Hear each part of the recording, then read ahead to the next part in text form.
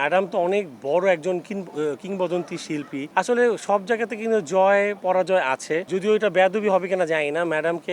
Madam যদি আসতো আমরা বেশি খুশি হতাম, বিকজ আমরা একটা প্যানেলে ছিলাম। যেই 50% মানুষ আমাকে ভোট দেয়নি তাদের উপর আমি আরো বেশি চিরকৃতজ্ঞ, বিকজ তারা আমাকে আরো স্পিডটা বাড়িয়ে দিয়েছে। বিকজ অফ ম্যাডাম আসলে অবশ্যই আমাদের কিংবদন্তি, সবাই তাকে চেনে এবং সে আমাদের রেগুলার আমাদের আসা যাওয়া করে। আমাদের একটা ম্যাডাম তো অনেক বড় একজন কিংবদন্তি শিল্পী, তাকে শ্রদ্ধা জানিয়ে বলছি। আসলে সব জায়গাতে কিন্তু জয় পরাজয় আছে। আমি যদিও এটা বেয়াদবি হবে কিনা জানি না, ম্যাডামের উদ্দেশ্যেই বলছি। ম্যাডাম কিন্তু আমাদের প্যানেল থেকেই, ম্যাডাম যদি আসতো আমরা বেশি খুশি হতাম, বিকজ আমরা একটা প্যানেলে ছিলাম। অবশ্য ম্যাডামের আমার মনে হচ্ছে যে আমি ভোটারদের মাধ্যমে যেটুকু বুঝেছি, আমি কিন্তু 573টা ভোট পাইনি, আমি কিন্তু 448টা ভোট পেয়েছি। বাকি ভোটগুলো কিন্তু আমি পাইনি, প্রায় 50% ভোট আমি পাইনি। তার মানে 50% মানুষ আমাকে গ্রহণ করেছে, 50% মানুষ আমাকে এখনো গ্রহণ করেনি। আমি ম্যাডামের কাছে আসার আগে একটা কথাই বলবো, যেই 50% মানুষ আমাকে ভোট দেয়নি তাদের উপর আমি আরো বেশি চিরকৃতজ্ঞ, বিকজ তারা আমাকে আরো স্পিডটা বাড়িয়ে দিয়েছে। বিকজ অফ নেক্সট 2 বছর আমি এমন কিছু কাজ করতে চাই তাদের জন্য, সেই জায়গার ভালোবাসাটা আমি ক্রিয়েট করতে পারি এবং তাদের কাছে আর ভোট চাইতে না হয়। আমার তো